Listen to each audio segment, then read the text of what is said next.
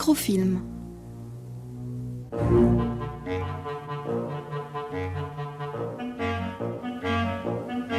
Microfilm.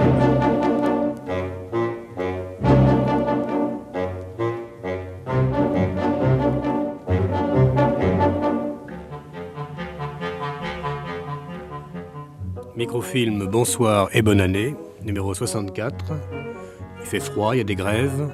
Anna Karina est dans le studio, elle est enrhumée, mais comme elle fait preuve d'un courage absolu, elle va répondre aux questions. Et vous dire bonne année également. Merci.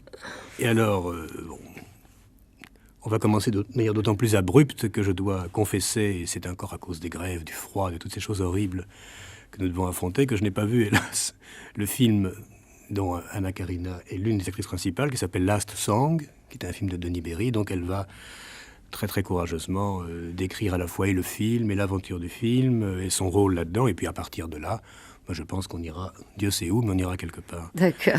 Donc ça fait évidemment très très plaisir de voir Anna Karina, de la voir, de la revoir, de savoir qu'elle est là, qu'elle hante le cinéma français d'une façon très très personnelle et très très particulière. Il va sans dire que bon, pour quelqu'un comme moi, Anna Karina, c'est déjà tout un pan de l'histoire du cinéma qu'on peut dire inoubliable. On est suffisamment loin maintenant de ce pan pour avoir même surmonté la période où c'est juste passé, puis après c'est un peu nostalgique, après on ne sait plus comment évaluer. Maintenant, ça fait partie de notre imaginaire, au nôtre autant qu'au sien, mais évidemment, pour elle, c'est particulièrement important, puisque elle est venue au cinéma à travers tous ces films, donc de Godard, de la Nouvelle Vague. Et puis il y a une suite de ça. Donc on va essayer de parler un peu de tout ça. Mais avant, sans déflorer le sujet, eh bien on va commencer à parler de Last Song. Donc d'abord, pourquoi un titre anglais? Bon, ça veut dire la dernière chanson. Est-ce que ça se passe dans le milieu musical? Oui, alors tout d'abord, je voudrais dire que Denis Berry est à moitié américain. C'est quelqu'un qui est né aux États-Unis et qui a été élevé en France. Il est venu en France quand il avait 6 ans. Et puis, je suppose que c'est peut-être pour ça qu'il a eu envie de faire son film en anglais. D'ailleurs, le comédien qui interprète le rôle principal, c'est un Américain qui s'appelle Scott Renderer. Et puis, il y a Gabriel Lazur, et puis moi, et puis encore d'autres personnages plus petits. Et en gros, c'est l'histoire d'un jeune homme qui perd son frère, qui est une rockstar, donc qui est morte en France, et puis il vient pour l'enterrement en France, et puis au fur et à mesure, il va découvrir que son frère n'était pas du tout la personne qu'il croyait qu'il était. C'est-à-dire qu'il va rencontrer son ex-maîtresse, Gabriel Lazur, qui était son dernier grand amour, moi qui joue la veuve, qui était sa femme. Il va rencontrer des personnages très très mystérieux, curieux. Et petit à petit, il va se trouver dans un monde qui le dépasse complètement. Et tout en découvrant que son frère était quelqu'un qu'il ne connaissait pas finalement, il va en même temps découvrir lui-même. C'est-à-dire il va se retrouver, disons, lui-même. Et je ne vais pas vous raconter la fin quand même, mais c'est un film à la fois très dur, il y a aussi des choses très drôles, et puis il y a aussi un côté policier, quoi. Et puis tout ça en chanson. Et ce qui est bien justement dans le film, selon moi, c'est que les chansons n'arrivent jamais comme un cheveu sur la soupe. C'est-à-dire que c'est très bien, parce que normalement, dans les comédies musicales, souvent les gens ils s'arrêtent tout à coup et puis se mettent à chanter. On se dit, mais qu'est-ce qui se passe là? Pourquoi est-ce que ça chante tout à coup? Là, pas du tout. C'est que les chansons sont toujours justifiées par une situation. Donc c'est très naturel tout ça. Et ça je trouve que ça c'est drôlement bien foutu dans le film. Hanging over hearts of thieves was a dream of opened doors. The tower of a dream burning down. Feel lost it all. Followed him all the way.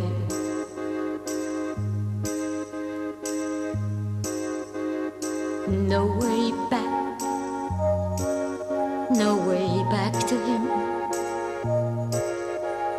Gone away, so far gone, far gone. The night he left, he told me that he'd be back, but he never did come home to me. Next time I heard of him, he was already going wild, driving gangs of the lost to broken down laws. They called him the king, but to me he was Billy. So they all knew him as Billy the King.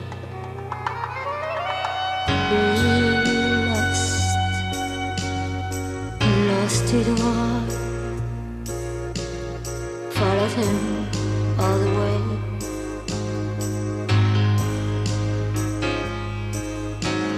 No way back, no way back to him. Gone away, so far gone, far gone. Oh, I'd do anything for you. Pick up gypsies and crawl naked for your friends. There's no more clinics to run to, and no more sisters to cry with. No matter how many more times. Denis Berry est le fils de John Berry, Absolument. qui est un cinéaste américain, qui est venu ici d'ailleurs au moment de Voyage à Paimpol, Ouais. qui est un type assez formidable. Oh, je l'adore, mon beau-père. Bon, John Berry est connu pour tous les démêlés qu'il a eus avec... Qui est d'ailleurs marié avec la à une droite, comédienne formidable, qui est Myriam Boyer. Oui. La droite américaine à l'époque du McCarthy, c'est quelqu'un qui a fait plusieurs carrières Absolument. et qui a une vitalité Mais c'est comme extraordinaire. ça que Denis est venu en France. Et évidemment, donc C'était Denis ça. Berry procède de ça. Et d'ailleurs, lui aussi, je me souviens, a fait un peu l'acteur puisqu'il joue un petit rôle dans La collectionneuse. Absolument, Il mais fait le quelle rôle de l'imbécile, mémoire. d'ailleurs. Et puis dans Borsalino. Voilà. Mais oui, absolument. Et puis dans d'autres films, français, oui, il a été comédien pendant un bon bout de temps quand même. Hein, oui. Est-ce qu'il a eu du mal à monter ce film? C'est très dur aujourd'hui, hein, de toute façon, de faire un film. Il faut compter 1 an ou plus parfois. Hein.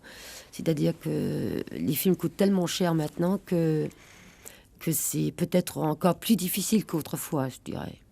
Oui, il a eu un peu de mal, comme tout jeune cinéaste. C'est-à-dire que c'est vrai que c'est très dur de faire de la mise en scène. Hein, et puis, à force de chercher l'argent, je veux dire, ils arrivent souvent sur les genoux pour dire moteur. C'est ça, vrai. oui. Toute l'énergie C'est passe très à dur. trouver l'argent Ah et ouais, il n'en c'est reste vrai, plus hein. beaucoup pour faire C'est le film. vrai, C'est ouais. un peu un drame. Ouais. C'est-à-dire que les gens sont à la fois très courageux et on a beaucoup de peine à leur dire des fois que leurs films ne sont pas bien. Ouais. Parce qu'on sait qu'ils se sont battus comme des chiens, mais Comme des chiens, oui. on se dit aussi que un système où l'énergie reste pour faire le film serait peut-être supérieur. Mais bon, on n'a pas beaucoup le choix, semble-t-il. Non, en ce moment, non. À quel moment, donc, Denis Berry vous fait signe? Ça se passe comment? Alors écoutez, moi j'étais pas du tout prévue pour jouer dans ce film au départ. Et puis j'étais en train de tourner avec Raoul Ruiz au Portugal, l'île au trésor. Et il m'a téléphoné, il m'a dit écoute, j'ai bien réfléchi, je pense que ça serait quand même drôlement bien si tu pouvais jouer le rôle de Suzanne. Alors j'ai dit bon, mais d'accord. Et puis comme il y avait des chansons à chanter aussi, j'étais contente parce que j'avais pas chanté depuis la comédie musicale que j'avais fait avec Gainsbourg, qui s'appelait Anna. Qui s'appelait Anna, qui était filmée par Koralnik. Ouais, et qui avait quand même eu pas mal de succès, enfin, sur le plan disque, hein, parce qu'il y a eu Sous le soleil exactement, et ça a eu... Est-ce que ça vous a manqué de ne pas plus chanter? Mais ça m'a beaucoup manqué parce que j'adore chanter, figurez-vous. Seulement, à l'époque, je tournais 3-4 films par an, hein, quand même. Et puis, juste après, il y a Philips qui m'avait demandé de... J'étais sous contrat avec eux, mais ils me proposaient vraiment que des trucs vraiment pas possibles. On peut le dire maintenant. Alors, comme j'avais pas envie de faire n'importe quoi, que je voulais quand même rester dans la qualité, parce que j'avais pas envie de chanter... vous voyez ce que je veux dire sur la commode. Alors, j'ai rompu le contrat et puis j'ai dit, bon, mais tant pis, on ne peut pas tout faire non plus dans sa vie. Et puis là, bon, Enfin, après, j'ai chantonné encore dans des films un peu, dans Dragée au poivre, on chante avec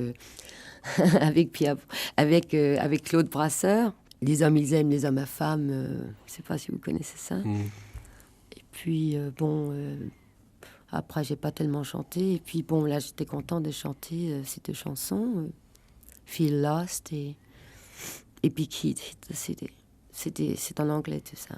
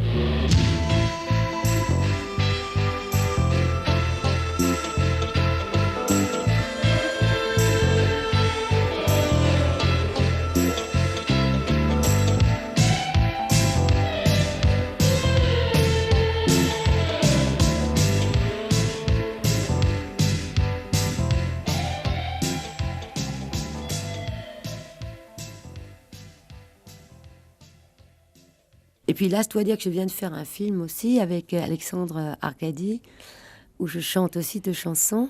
Je chante Blue Moon et The Man I Love. Non, ça, c'est les grands... Et comme ça se passe en des grands classiques, 56, ça, oui. Ouais, c'est des grands classiques. Alors, avec l'orchestre et tout, j'ai chanté en direct, ça m'a vraiment fait plaisir. Mais ça, c'était un vieux rêve, par exemple, de chanter The Man I Love avec un grand orchestre, ou ça s'est trouvé comme ça?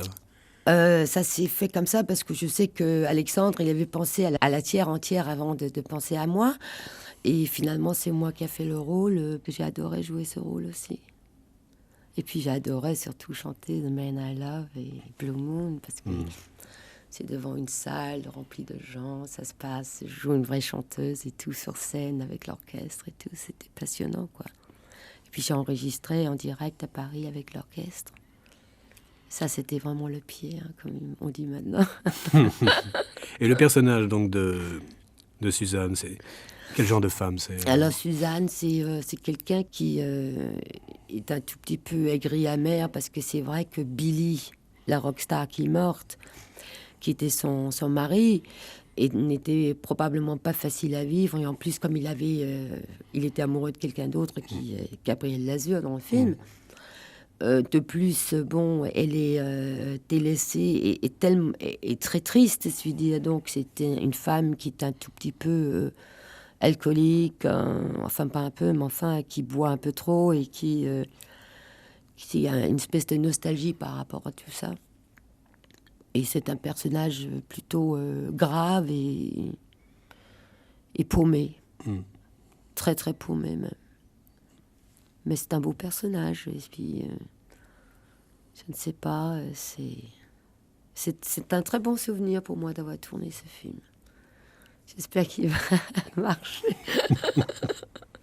Mais en fait, bon, il y a ce film qu'on va voir très vite. Vous avez mentionné L'île au trésor, de Raoul Ruiz, qui est un cinéaste que nous, on aime bien. Sauf que ce film-là, alors, a l'air d'avoir quand même une histoire particulière pour Raoul, qui est quelqu'un qui tourne à toute vitesse, qui monte encore plus vite, qui tourne, qui prend toujours tout le monde de vitesse. Mais celui-là, ça fait longtemps qu'il est dessus. Il y a un casting assez étrange. Il y a plein de gens qui font des petits rôles, etc. Et on n'arrive plus très bien à savoir où ça en est. Enfin, on sait qu'il est presque fini. J'ai vu Paolo Branco il n'y a pas longtemps qui m'a dit que c'était quasiment fini. Bah, écoutez, c'est un monde ruisien, donc un monde où rien n'est jamais sûr.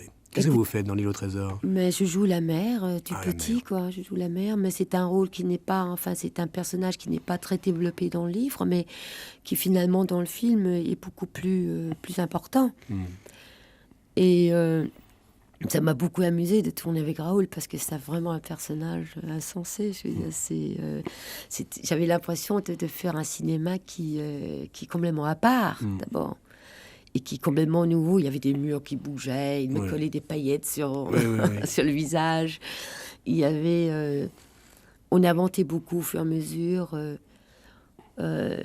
C'était très très passionnant de tourner avec lui parce que c'est vrai que c'est un cinéma qui ne ressemble pas du tout à un autre. Non, c'est très particulier. Ça ressemble beaucoup à ce qu'a dû être le cinéma à l'époque de Méliès, quand les gens avaient le sentiment d'inventer au jour le jour des trucs comme ça, qu'il fallait faire vite. Absolument. Et qu'il y avait une sorte de très grande confiance que le public marcherait de toute façon, parce que c'était tellement merveilleux le cinéma. Il y a ça qui est resté dans le cinéma de Ruiz. Et puis, bon, en plus, comme c'était produit par les Américains, on l'a tourné en anglais. Et je pense que c'est peut-être pour ça que ça tarde un peu à sortir. Enfin, le film, il tarde un peu à sortir parce que c'est vrai, les Américains, c'est toujours plus long. Vous savez, ils sont très lents, le temps qu'il y a le montage définitif et tout ça. Mais vraiment, je me suis vraiment bien... On a tourné ça au Portugal et je me suis vraiment bien... Je crois que les Américains, en l'occurrence c'est Canon, ils croyaient faire un gros film commercial. Je crois qu'ils ont été un peu époustouflés par le résultat et qu'ils essaient désespérément... ça je sais, ils essaient désespérément de voir s'ils peuvent pas avoir au moins une version américaine... parce que ça, c'est aussi le genre peut-être qu'ils ne voyaient pas les films tout à fait comme ça, mais je veux dire, c'était à prévoir, parce que c'est eux qui suffit de voir les films de Raoul. C'est eux qui sont un peu ignorants, ou un peu... Bah oui, à mon avis, oui. Un peu parvenus, c'est-à-dire qu'on leur dit Raoul, c'est un type formidable sur le plan artistique, ils disent, bon, alors, on le veut, on le met dans l'écurie, comme ils ont fait pour Oliveira, par exemple. Ils ont mis de l'argent, et puis après, ils voient le résultat, ils découvrent qu'évidemment, c'est du cinéma très personnel, européen, qui n'a pas une chance d'intéresser le Minnesota ou le Wyoming. C'est le cas de le dire. Et alors, il y a toujours cette sorte de malentendu où, finalement, tout le monde trouve son compte. Ce Canon ne perd pas beaucoup d'argent, Raoul fait un film de plus. Mais quand on met comme ça Berry, Arcadi et Ruiz, c'est quand même des types de cinéma, des manières de voir le cinéma, de le penser très très différentes. Et vous trouvez votre chemin de l'un à l'autre facilement? Écoutez, j'ai toujours travaillé avec des metteurs en scène tellement différents, finalement, c'est vrai. Je ne sais pas si c'est bien ou mal, mais en tout cas, moi, je trouve ça passionnant parce que c'est formidable, justement, de travailler avec des gens qui vont pas tout à fait dans la même direction. Moi, je me suis toujours beaucoup amusée comme ça. Je trouve ça fantastique, justement, de travailler avec des metteurs en scène plus classiques et puis aussi travailler avec des metteurs en scène d'avant-garde. Comme j'ai travaillé avec Fassbinder, en même temps avec Visconti, Georges Cukor, Godard, Schlendorf, j'ai Michel Deville, Granier de Fer. J'ai quand même travaillé avec pas mal de metteurs en scène tellement différents. Cukor, il était aussi aussi extraordinaire qu'on dit avec les Oh là actrices? là. Ou c'est une légende ou c'était Non, mais vrai? Cukor, c'était une merveille. Moi, c'est un grand, grand souvenir. Mais vous savez, les grands metteurs en scène se ressemblent toujours sur le plan humain, hein. On retrouve toujours son compte avec eux. C'est-à-dire, on est toujours vraiment bien, comment dirais-je, bien au chaud ou bien protégé par eux. Oui. C'est... et je dois dire, ce plan-là, ils se ressemblent tous, hein. Tous? Tous. Aucune Tous. exception? Non, ils sont là-dessus, ils sont humainement parlant toujours extraordinaires. Moi, j'ai toujours ressenti ça. Bon, maintenant, évidemment, on ne peut pas comparer le travail de Cukor avec le travail de Godard ou avec le travail de Visconti, c'est sûr. Mais sur un plan humain, je me suis toujours trouvée vraiment en bonne main, hein, c'est sûr. Mais Cukor, c'est vrai que c'était aussi le pied comme actrice de travailler avec lui, parce que c'était quelqu'un qui adorait faire répéter les acteurs. Ah, donc il disait, écoute, tu as cette scène-là à jouer, alors tu vas la jouer d'une manière dramatique, pour commencer. Après, il me dit, bon, maintenant tu vas me la jouer d'une manière très comique. Maintenant, tu vas me balancer ton texte comme si tu t'en foutais. Et maintenant, bon, tu vas me la faire comme ça et comme ça. Enfin, on finissait par faire la scène de 10 manières différentes. Et à la fin, il disait, maintenant, tu oublies tout ce que je t'ai dit et tu fais ce que tu veux. Ce qui fait qu'on avait finalement plein de choses dans la tête. Et point de vue sentiment, c'était très riche parce que on avait toute une gamme. Oui, vous voyez ce que je veux dire? Oui, très bien. Oui, donc on pouvait finalement interpréter avec plus de nuances. Et ça, je trouve ça, c'est formidable. Ça. Et puis moi, j'adorais faire ça, parce que alors moi, comme actrice, plus on me demande de faire des trucs, répéter, plus je suis contente. Alors, c'est bien simple. Donc moi, j'étais c'était un élément formidable, parce que j'adorais faire ça. Bon, maintenant, il y en a qui trouvent que le film n'est pas formidable, mais je dois dire aussi, c'est pas de sa faute, parce que il a remplacé un autre metteur en scène, comme ils le font souvent à Hollywood. Il y a un metteur en scène qui a dû partir, qui s'est fait virer, pour dire le mot. Et c'est Georges qui a pris qui a repris le tournage au bout de quand même au bout de presque 9 semaines, 10 semaines. Ah oui. Ce qui fait qu'il n'a absolument pas pu faire ce qu'il voulait, lui. Il a dû, c'est-à-dire respecter les raccords et les rushs, tout ce qu'avait tourné Théostrik en Tunisie. Il a dû le garder, donc raccorder ses scènes par rapport à ça, parce qu'il avait déjà été tourné, quoi. C'est un petit peu triste pour vous, parce que vous avez tourné avec Cukor un film qui n'est pas un grand Cukor, qui est d'ailleurs à peine un film de lui, et puis vous avez fait un Visconti qui n'est pas considéré non plus comme un grand Visconti, qui est à l'étranger. C'est malchance ou ça fait rien? C'était quand même bien comme expérience. C'était quand même génial comme expérience, parce que je crois qu'il vaut mieux se tromper avec les grands que réussir avec les petits. Non, ça a été formidable, parce que ça a été un grand bonheur pour moi. Et puis, j'ai appris beaucoup de choses, je veux dire. Pour moi, je sais pas. Moi, je trouve pas que L'étranger soit un mauvais film. Non, j'ai dit que c'était pas considéré comme un des films importants de Visconti. Considéré maintenant et considéré plus tard. Moi, depuis le temps que je traîne ma botte là. On sait pas, quoi. Il y a eu comme ça des films que vous avez fait que tout le monde trouvait pas bien et que maintenant tout le monde trouve bien, ou alors le contraire. Écoutez, on s'est bien fait insulter. Tous les films de Godard, on s'est fait insulter à une époque. Et les mêmes gens qui nous insultaient à l'époque trouvent ça formidable aujourd'hui. Je veux dire,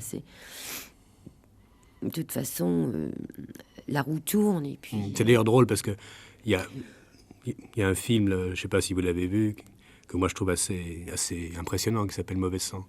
Alors on pense... Bon... J'ai pas été au cinéma depuis pas mal de temps, parce que d'abord j'étais au Maroc, tourner le film d'Alexandre Arcadi, et puis ensuite, bon, quand je suis revenue, il y a eu un petit malheur, enfin un grand malheur plutôt. On a eu du chagrin dans la famille, voilà.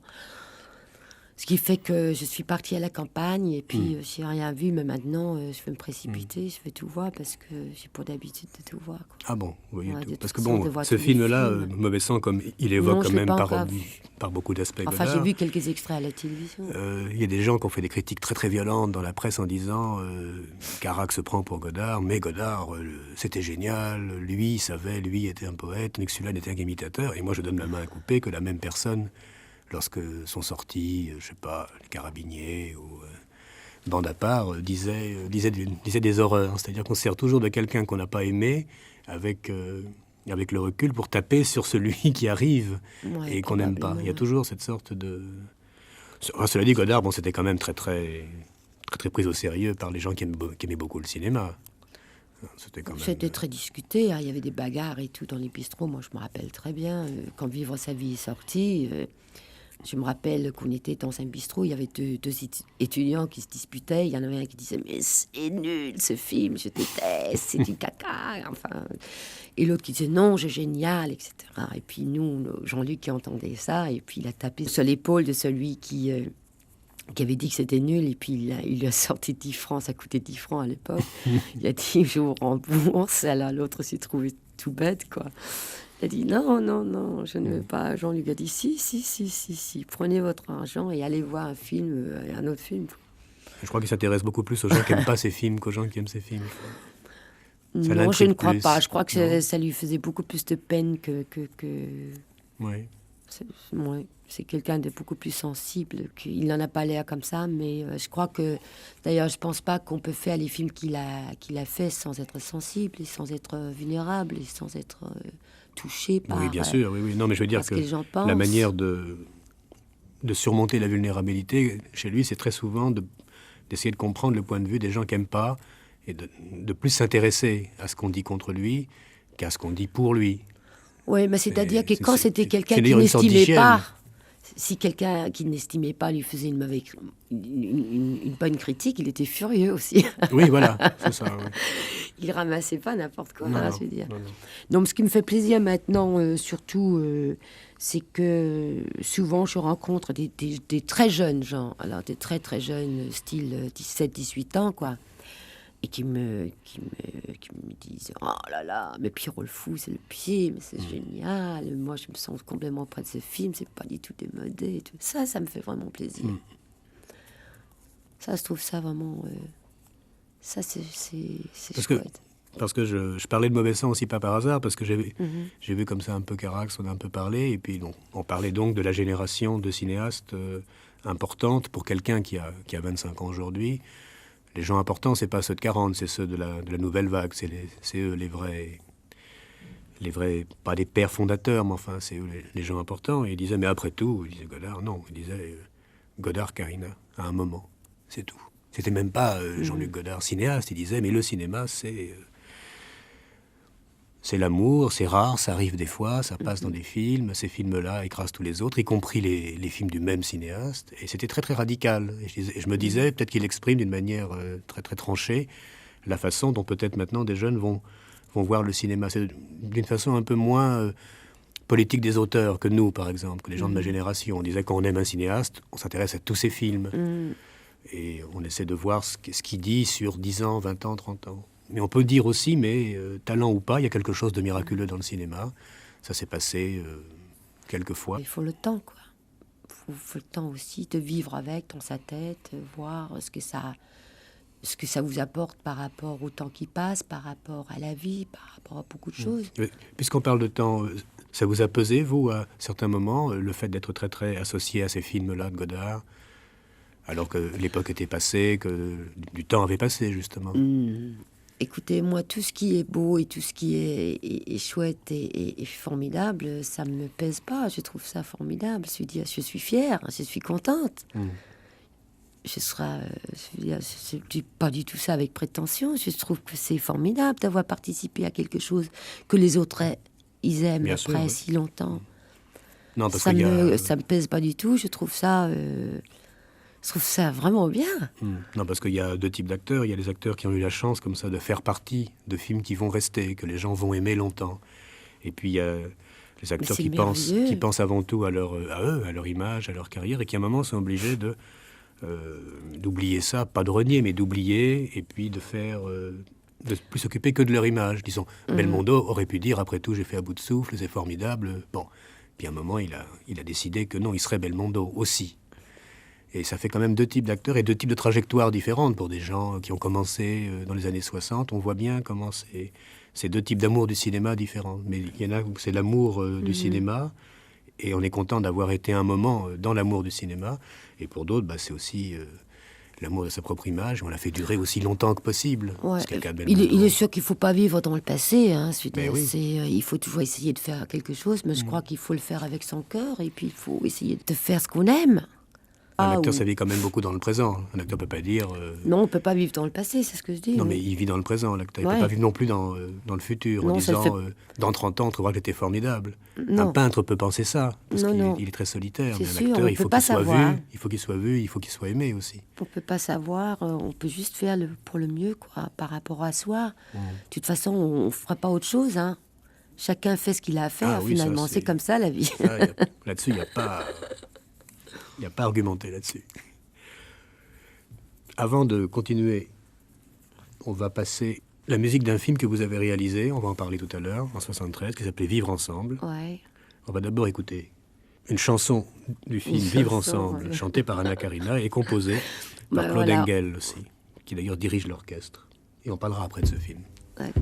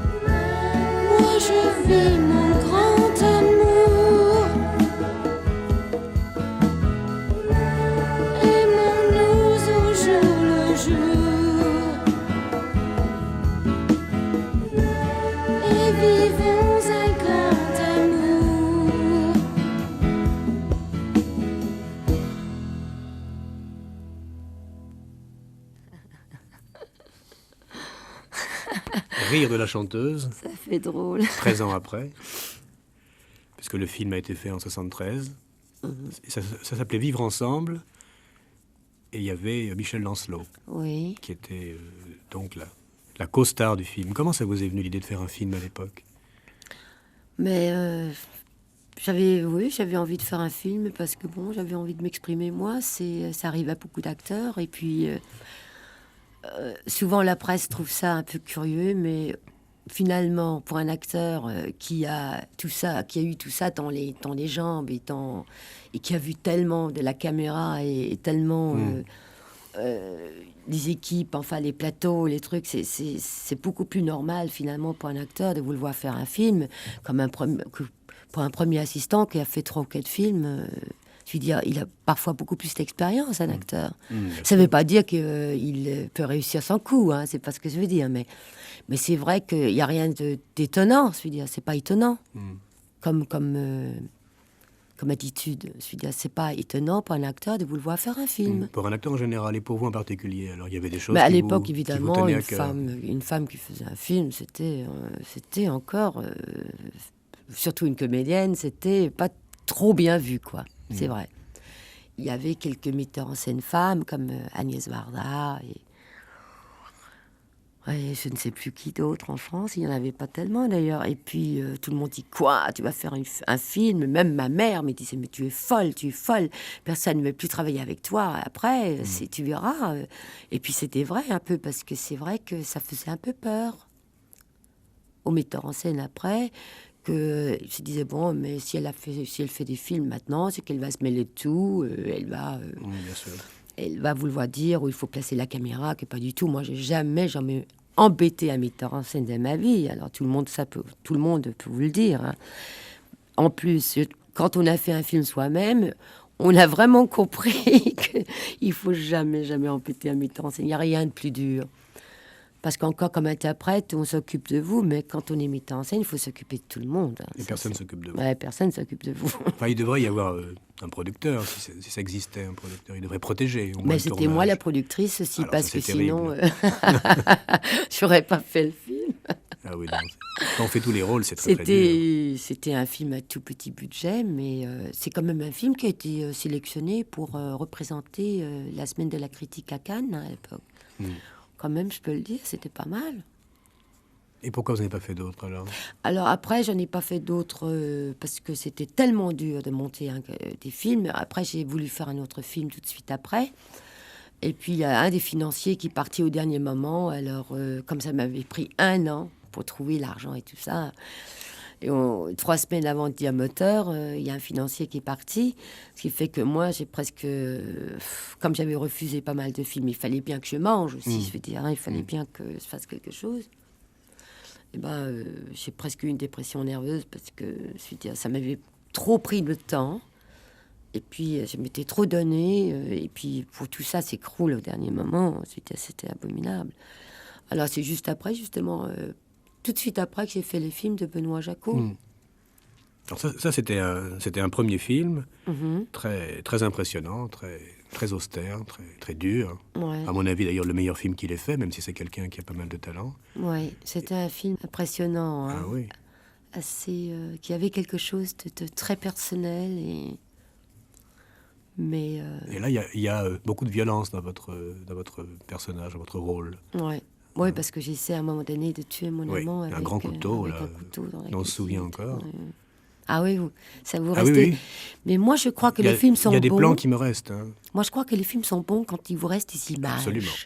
Moi, c'est ce que je me Parce tue à que dire. combien de films il vous restait vraiment des images ou qu'on se rappelle de quelque chose de précis? C'est pas souvent, finalement. Non, C'est mais pas un film, c'est exactement comme un rêve. On rêve toutes les nuits, on se Voilà. rappelle pas souvent de nos rêves. Et des fois, il y a des bouts du rêve Des qui images qui restent. restent, On se ouais. rappelle même plus tard. Ouais. Bah ça prouve que c'est un Ouais. film. Tout le reste, c'est du bavardage. Et même s'il y a parfois 5 minutes ou 10 minutes, Ah, ce qui oui. vous reste comme ça, c'est déjà ça de prix, je trouve. C'est formidable. C'est important, je crois. Il y a des... D'ailleurs, c'est un petit peu comme les souvenirs d'enfance. On a des souvenirs d'enfance très précis. On se Absolument, rappelle ouais. absolument la taille des choses, les distances. Et bien, Absolument. le cinéma, ça continue ça toute la vie. Il y a des choses dont on se rappelle pas seulement ce qui se passe, mais Et c'est souvent des où est choses la caméra, très, si c'est en haut, en bas, à gauche, à droite, où est la porte, C'est ça. etc. Et ça, on peut dire que bon, ça existe. Ça existe parce que ça s'est gravé. Tout le reste n'existe pas, mais c'est pas grave. Pour qu'un truc existe, il faut que beaucoup de choses n'existent pas. Ouais, je suis tout à fait d'accord. Mais c'est vrai que dans ce film de Benoît, il y avait des choses que même lui, à mon avis, n'a jamais retrouvées avec une telle violence, une telle force. Vous avez utilisé, je dirais, un peu à contre-emploi, parce qu'il n'y avait pas de dimension Complètement, comique ouais. ou séduisante Non. ou légère dans votre personnage. C'est drôle parce que finalement, si vous regardez les films que j'ai faits, sont vraiment très très différents. Ah oui, très. Et en même temps, les gens disent toujours, oui, mais c'est complètement vous, c'est complètement vous. Mais je dis, mais non, je peux pas toujours être complètement moi, parce que j'ai dit... Je me rappelle que, même quand j'étais un peu plus jeune, les gens me disaient souvent, ah, vous avez fait des drôles de progrès, hein. Et c'était une chose qui me vexait énormément. Maintenant, si les gens me disaient ça, je prendrais vraiment ça pour un compliment. Je trouverais ça formidable de pouvoir progresser. C'est ça qui est passionnant, c'est ça qui est formidable, c'est de trouver des petites choses qu'on n'a pas encore fait, parce que c'est vrai que avec le temps, on a une certaine expérience. Je veux dire qu'on peut toujours se reposer sur un côté technique qu'on a quand même. Hein. Je veux dire, c'est pareil que si vous parlez anglais pendant Bien 10 sûr, ans, vous parlez mieux que quelqu'un qui parle pas souvent anglais, c'est évident.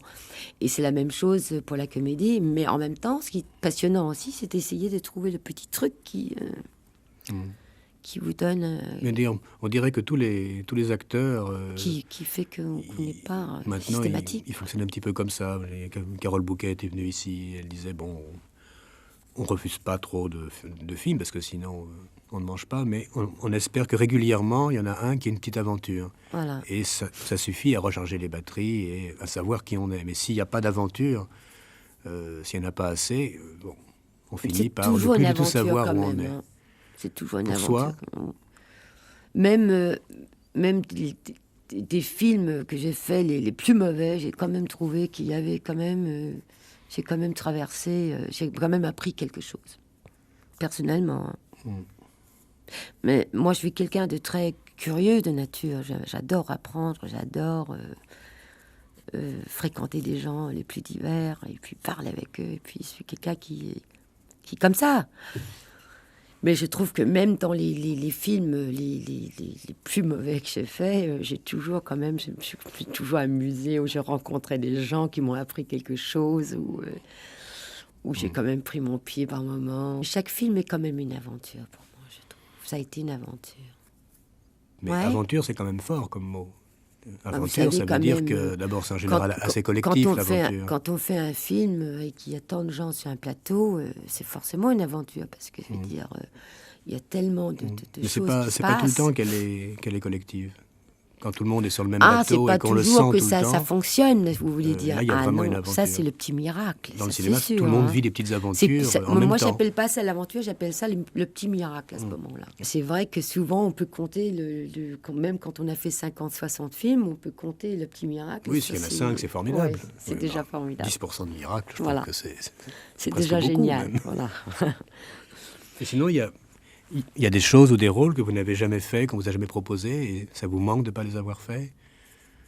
Est-ce qu'il y a des Des genres rôles de que personnages, des registres. Non, moi je vois pas les choses comme ça. Ou alors il faut prendre les choses en main soi-même et devenir entièrement producteur ou productrice comme le fait Belmondo ou Alain Delon ou des gens comme ça. Là, on peut choisir complètement le sujet. Oui, mais enfin, ce en qu'on veut général, faire entièrement, etc. ils s'en servent Mais pas c'est pour très faire difficile des parce qu'il faut personnages gagner nouveaux, au beaucoup contraire. d'argent aussi Ouais. pour faire ça. Et puis, il faut être une grosse vedette parce que sinon, on n'a pas tout le monde derrière soi. Cette année, en 87, je vais produire un film que j'ai écrit avec un cinéaste danois, avec qui j'ai déjà fait un film qui s'appelait L'histoire d'une mère, d'après Hans Christian Andersen, et qui est un très très beau film. Le problème, c'est qu'il dure 55 minutes et que à cause de ça, il est très difficile de le placer dans les salles de cinéma. Sauf si on essaie d'avoir... Il faut un moyen métrage avec. Ah ouais, c'est ça. Ouais. Mais de toute façon, c'est pas facile parce que de toute façon, on peut pas obtenir plus d'une salle ou deux pour un film comme ça. Mais c'est un très très très joli film. Et là, j'ai envie de produire ce film que j'ai écrit donc avec lui. Donc là, c'est un sujet que j'ai écrit, donc c'est complètement quelque chose que j'ai envie de faire et que lui a envie de faire avec moi. Et je crois que là, je suis entièrement responsable, un peu comme pour mon film. Et vous allez le tourner un peu comme pour Vivre ensemble, quoi. Au Danemark en danois. Non, on va tourner... Il habite en France depuis 25 ans. On va tourner ça en France, peut-être avec une coproduction danoise. C'est vrai que c'est une question qu'on se pose plus à votre propos parce que vous êtes très très présente dans la vie française. oui, mais moi, c'est quoi les rapports jeune, avec le Danemark Mais dans j'en votre ai- vie j'en- aujourd'hui? Ils j'en sont ai- toujours très forts? Non, pas vraiment, parce que quand mon grand-père est mort il y a 15 ans, le Danemark, ça a été un peu, pour moi, ça a été terminé un peu. Vu que ma mère a déménagé en Espagne, elle vit maintenant en Espagne, à Malaga. Il n'y a pas d'attache au Danemark Non, finalement. non, je sais pas, j'ai pas eu de père, quoi. Et puis, la famille de ma mère qui reste, c'est des gens que je connais pas bien.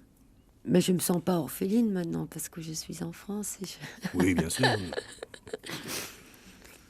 Non, mais que c'est c'est-à-dire différent que comme j'ai tout ambiance? appris en France, alors à lire, à écrire. Donc je me sens pas du tout. C'est-à-dire, le peu de culture que j'ai, c'est en France que, que ça s'est passé, quoi.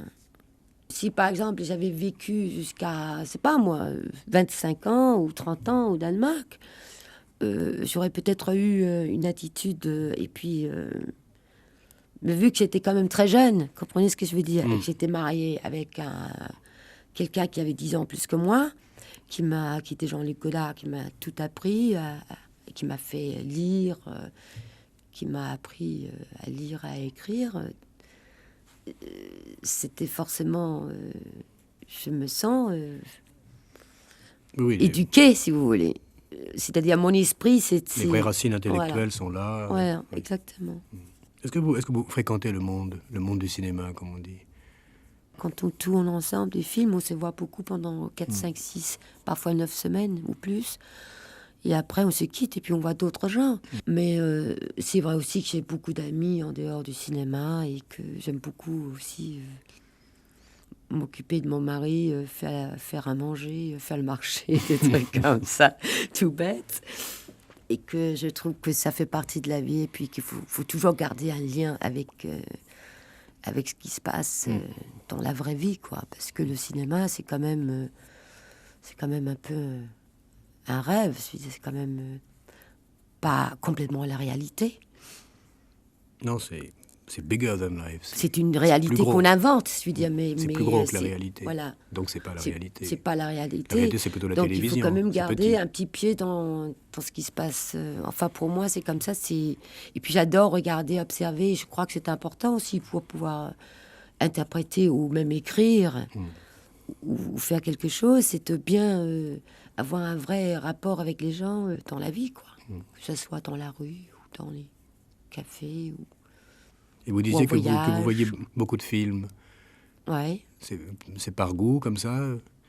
Ah, mais moi, c'est que Curiosité, toujours. ça m'est complètement indispensable, je veux dire, de voir les films. C'est complètement par goût. J'adore aller voir les films à 2h de l'après-midi, par exemple. Qu'est-ce qui vous a beaucoup impressionné ces dernières années dans le cinéma? Un peu secoué, quoi. Qu'est-ce qui m'a secoué? Qu'est-ce qui vous a rendu un peu jalouse qu'il y avait une aventure formidable qui s'était passée quelque part? Je suis pas jalouse, moi. Tout ce Non, qui mais est beau et chouette, j'adore ça. Je suis quelqu'un de pas jalouse du tout. Sauf évidemment si quelqu'un attaque mon mari, une femme fait du gringue à mon mari ou qu'elle le drague. Là, je peux devenir féroce. Éventuellement, je peux devenir très... Un grand couteau. Non. Quand même pas. Non. J'irai pas jusqu'à là. Mais tout ce qui est beau et tout ce qui est sympa, moi, je trouve ça formidable. Vraiment, sincèrement. Tout ce qui est... J'adore tout ce qui brille. Eh bien, je crois qu'il y a peu de mots de la fin aussi simples et aussi définitifs que celui-là. Donc, vive tout ce qui brille. Non, tout ce qui brille, tout ce qui est humain, bien sûr. Tout ce qui brille avec... et qui est humain, bien sûr. Qui a du cœur, bien sûr. Il faut pas juste regarder des trucs qui brillent, bien sûr. Ah oui, non, mais c'est très important. Hein. Star, c'est l'étoile, ça brille. Donc, il faut aller voir Last Song, à commencer par moi qui ne l'ai pas vu. Honte à moi. Il faut remercier Anna Karina d'être venue. Première invitée de l'année, première invitée de Microfilm, 64e émission. La semaine prochaine, on recevra Jacques Demy, puisqu'il y a un grand hommage à tous ces films. Enfin, tous ces films passent, y compris des films très rares, d'ailleurs, comme Lady Oscar, par exemple, qui n'est jamais sorti en France. Et donc, on fera un peu pareil avec lui. On fera une sorte de petit bilan calme. Et on parlera également de ce qui brille et qui est humain.